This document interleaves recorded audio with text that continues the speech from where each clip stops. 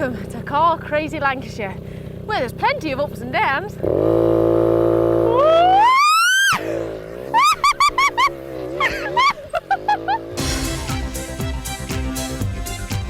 And on today's show, I visit a showroom with a more personal touch.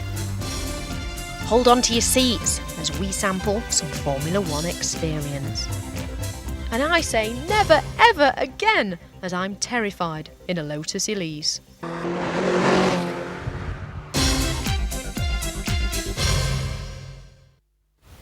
Now, I know what you're thinking, but I've found myself a nice little country house hotel and I'll pop in for a spot of posh lunch. Oh, presenter's life, eh?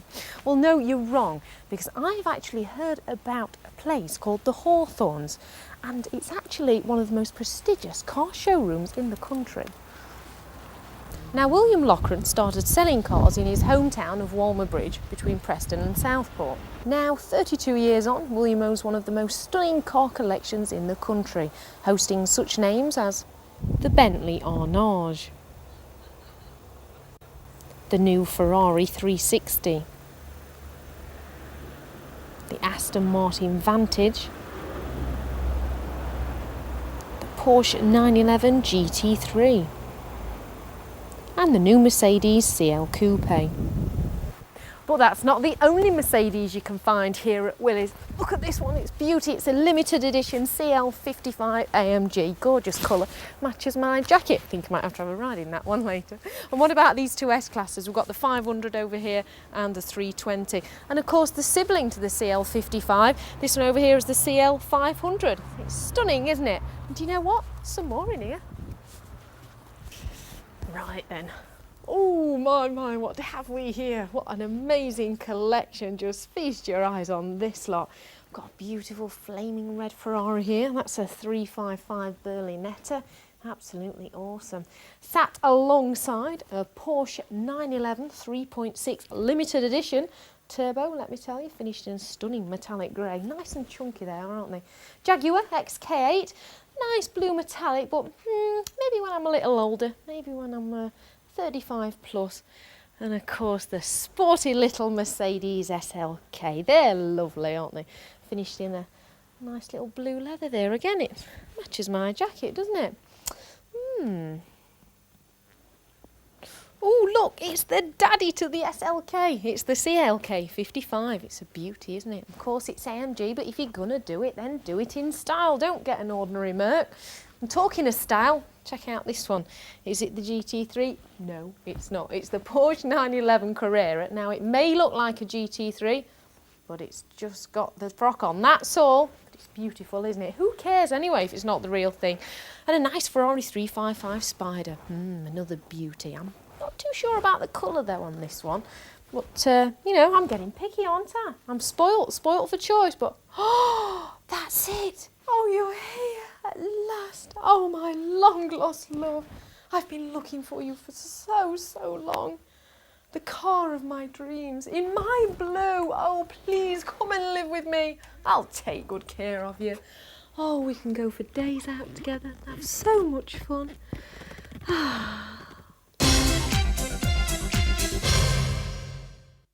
Now then, if you happen to have a spare £1,000 lying about, and your boss is feeling pretty generous and gives you the morning off work, you happen to be into fast, sporty cars, then you could pop along down here to Aintree Racing Drivers School and give it your best shot. The Formula One experience is somewhat like a journey of power. The first car is a standard 2-litre Subaru Impreza, followed by a Formula Ford. A Formula 3 is next, and then the ultimate Formula One. Before allowed out on the track, each driver attends a safety briefing session, giving guidelines on track safety, driving techniques, and of course, the perfect apex. Then it's time for the instructor to give a demonstration lap of how it's all done.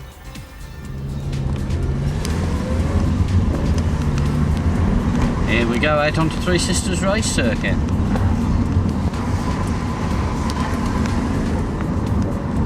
You'll notice that we've got the circuit marked out with marker boards. Marks out the racing line, brake, turn and apex board, B, T and A. B for brake, T for turn, and A for apex.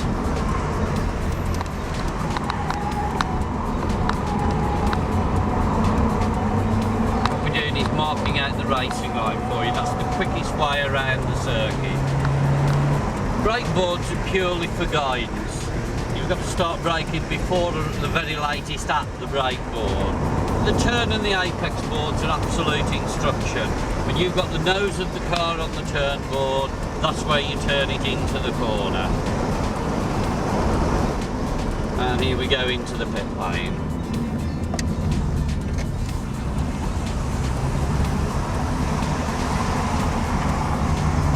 That's all there is to it, folks. So, with race suits on and adrenaline pumping, it's time to go it alone. If you're trying to get to, you know, the ultimate apex clipping position, then you've got to. Is that a racing term? Ultimate apex clipping position. Trying to think of what to say. Really. or was that in the Kama Sutra? Yeah.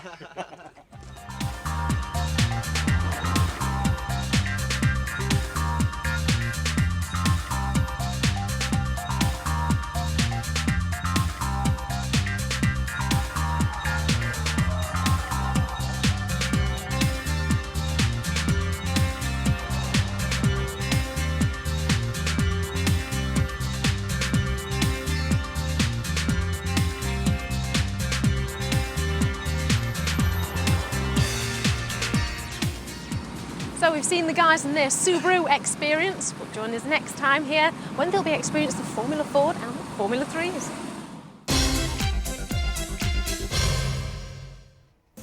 To most people, Rob Hallam is just your average guy in the office.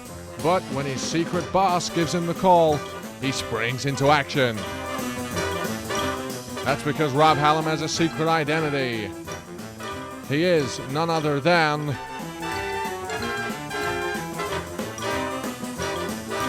Reverend Bob, the Priest Unleashed.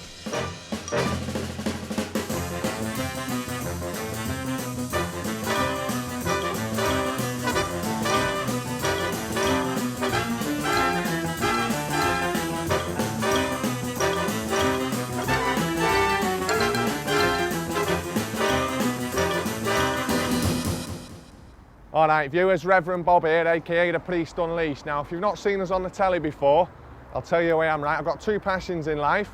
The good book, obviously, and motor cars. So if it's got wheels or it's holy, then I'm your man. Now the boss has called me out today to the fair city of Accrington in Lancashire, home of beautiful women and, well, bricks basically. And why has he called me down here? It's to preach the word to you lot about that fascinating subject, petrol prices. Now, before you all dive for your remote controls, yeah, to turn over, here's a few facts for you that might make you think again. When you come down the petrol station, you stick 50 quid in your tank, 37 quid goes straight to the government in tax. And speaking of tax, every year us motorists, 35 billion quid, yeah, to the government for what? If I had that much money, I could go to WB for 3 times a year. And the one that really winds me up is these Americans, yeah? They pay a quarter of the price we do.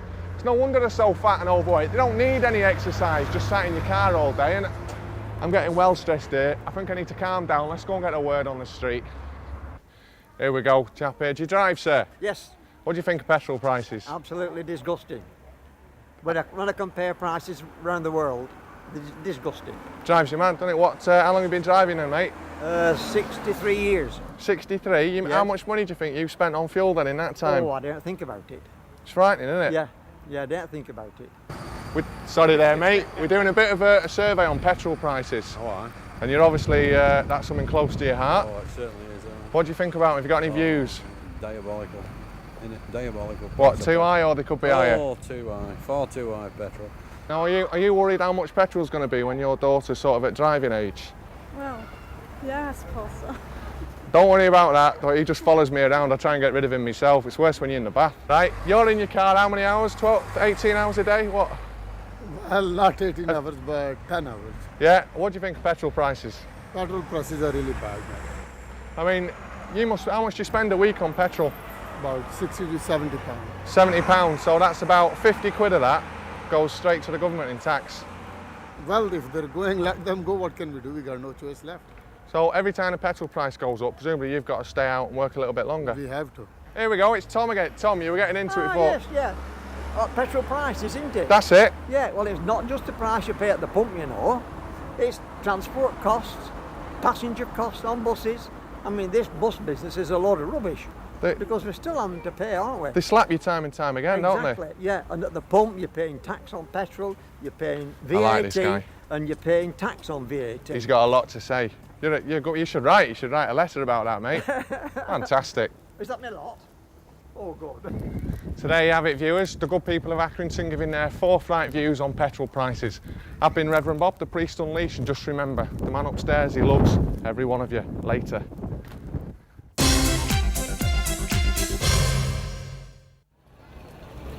Now, if you haven't already guessed, yes, we're in sunny Blackpool and we've come here to meet a very special lady.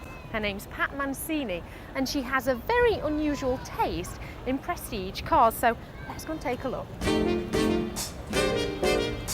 Now then, Pat, this is one of many of your beautiful cars kept behind those garage doors. Yeah. It's a Rolls Royce. Yeah. Now, there must be a story behind it. Oh, there's some story behind this. My husband got cancer. He was diagnosed. He said, if you don't have operation, you've got a chance and you'll only live 9 months. Marvellous. He lived 10, 12 years after that. And the thing was, when he was in hospital so desperately ill, I know he always wanted a white Rolls Royce. Yeah. So I went round the back and got the old gold one. It was about 10-year-old, and a little runabout he had. And I phoned this guy up and he said, well, I've got a white Rolls Royce. I said, well, I think my husband's going to be dead in a few months. He said, well, Pat, if he does, he said, I'll take it back off you the same price as you paid for it. I thought that was nice. So we picked him up out with balloons on it and everything, and he got in it. He said, have you hired this? I says, why? He said, well, why didn't you bring my Rolls Royce? Why hire the car? And he was moaning. And when he got out, he said, it's got my number plate on. I said, that's the surprise, it's yours. Oh, and he was delighted. And I think he was only home 3 days and he wanted to ride it after having such a big operation. And well, so thankful and never had to take it back to the garage because he lived another 12 years. What's it like swanning around Blackpool in a white Rolls Royce? Oh, it gets noticed. No doubt about it, we get noticed. Wow. What's wrong with that? Hey, we like that. If you've got it, you better flaunt it. Thanks for that, Pat, and we'll be speaking to you again very All right, soon. Thank you.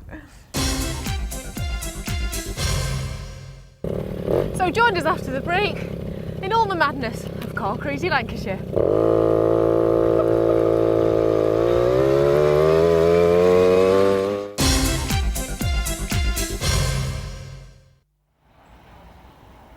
Now, for most of us, popping down to the local chippy means just that, going in for your bag of fish and chips. But I've met two guys for whom it has a completely different meaning. Jonathan, how are you? Still alive. All the better. Now, you're both car nutters, we know that. You both own awesome Lotus Elises. But what's all this fish and chip business?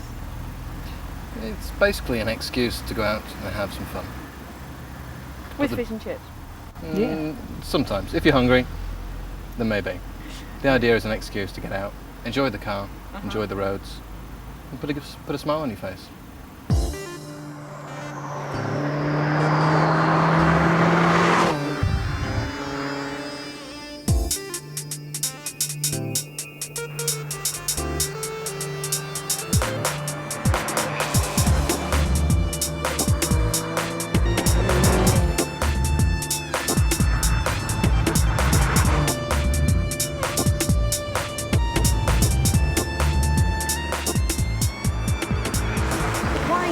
Why did you both choose a Lotus Elise? I mean, you've obviously been mad about cars for a long time. You actually put a deposit down before you'd even test drove it, didn't you? Yeah, I put £1,000 down a year before I even saw the car in the flesh. I'd only seen pictures of it when it was being tested, before it was even officially released. Yeah, I'm kind of obsessed. But the reason why I went for it, its looks, the way it drives, it's a very satisfying driver's car. You can have a lot of fun, it's not hugely expensive, and it's the most fun you can have without doing anything illegal.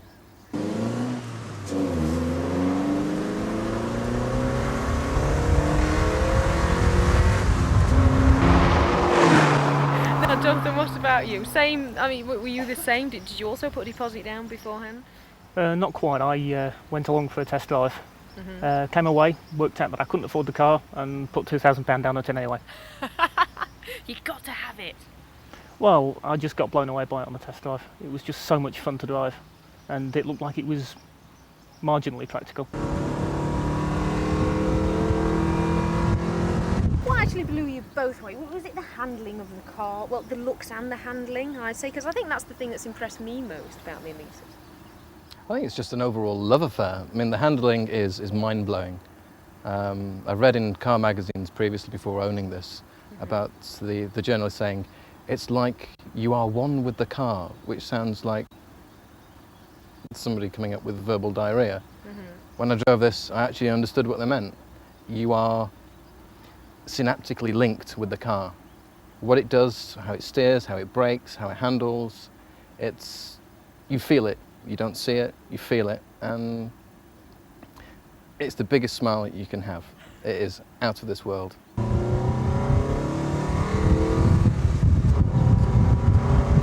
Yes, I had quite a big grin earlier. I don't know whether it was fear or pleasure. Joe, I think the jury's out on that one. But of course you both had modifications as well to the engines, which makes them go even more faster than your bog standard Elise. What brake horse is yours up to now? It's somewhere in the region of about 140 brake. Okay, what about yours, John? Mine's pretty much standard, it's only got about 120, but that's more than enough for me.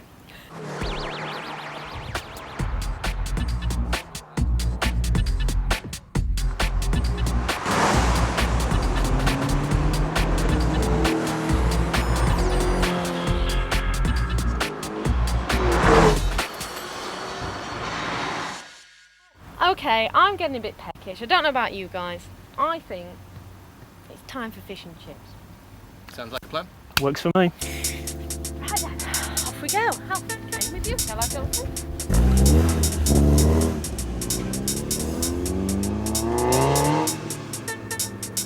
Okay. Fish and chips!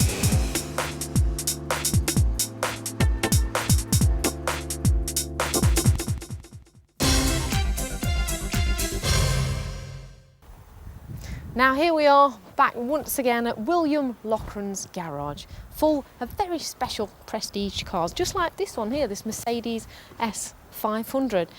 But he also has a smaller garage which houses some very special motors indeed. Now inside here, just take a look, are two Jaguar XJ220s, which are two of 273 Jags ever built. Now the original selling price of these cars was around 500,000, so that's an awful lot of money, near on £500,000, but maybe you might say a good investment, nice if you can afford it. But moving on over here is where the plot really thickens, because this little Jag here has a very special tale to tell. It's the original Jaguar 220 that raced and won its class at Le Mans in 1993, driven by David Coulthard, Brabham and Nielsen, to be then disqualified due to a scrutineering technicality. Recently, the car was on display at Silverstone at the British GP and was driven by David Brabham in the hill climb at this year's Goodwood Festival of Speed. It's definitely an important part of Jaguar's motor racing history. Hey, it makes you proud to be British, doesn't it? And of course, Nigel Mansell was very proud when Ferrari presented him with this, an absolutely stunning F40. Now, the naughty boy was told not to sell it, but what did he do? That's why it's ended up here in Lancashire, of all places. You see, all the classy chassis are up north.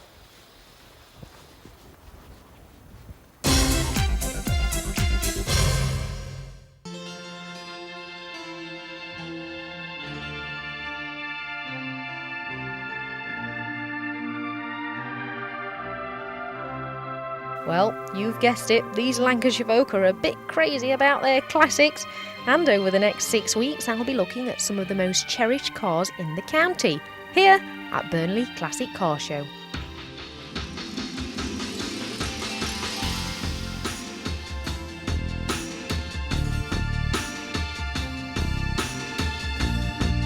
Now we've managed to find a superb old Cortina, and David here, who is the proud owner, That's who right. wants to tell us all about it. No problem. So David, how long have you had the Cortina? I bought the car in January this year, early January this year, from the original owner. And how far did you travel to get this little beauty? Because I hear it was quite a way. Much too far. I would think it's fair to say that you can get a Ford Cortina Mark III. There are still plenty about, but I wanted to travel to get one that was right. Okay. I would rather give much more for one which is correct, which I was happy with, as opposed to spending £200 on my doorstep. Okay, so how much did you pay for her? I want to tell you, £5,000 at the end of the day. Ooh, that's a lot of money to spend on an old car. Much too much, yeah. It's much too much, but then the car is just a beautiful car, yeah. It is gorgeous. Now, tell us exactly what it is. It's a Ford Cortina Mark III. Right. Okay, now how old is she? It was first registered February 72, hence it does come with tax. It's tax exempt, so you no longer pay for the tax. Yeah. So that's why I've got the original tax disc on the bottom, and that's the tax exempt, this current tax. And what are your future plans with your beloved Cortina? Do you think you'll keep it forever? Oh, I'm sure so, yeah. Yeah? Wow! Will it I always say that, though, don't increase I? in value a lot? Well, when I bought this car, I went down to the local Ford showroom, asked him how much an equivalent vehicle would be. The equivalent vehicle I classed as a 2-litre Mondeo GLX, it's called now, manual, and the salesperson quoted me 17,000. However, as I had no part exchange, it would let me have one for 15,500. So I walked away, and I thought, leaving it at a third of the price. This is a vehicle which will go up in value, yeah, as opposed to the Mondeo, which can only come down, VAT and things like that. So yeah, I'm happy to keep it, yeah. Another good reason to buy a beautiful old Ford Cortina. That's right, yeah. David, thanks for that. Thanks for having us. Well, I hope you've enjoyed the show as much as I have. We'll see you next week.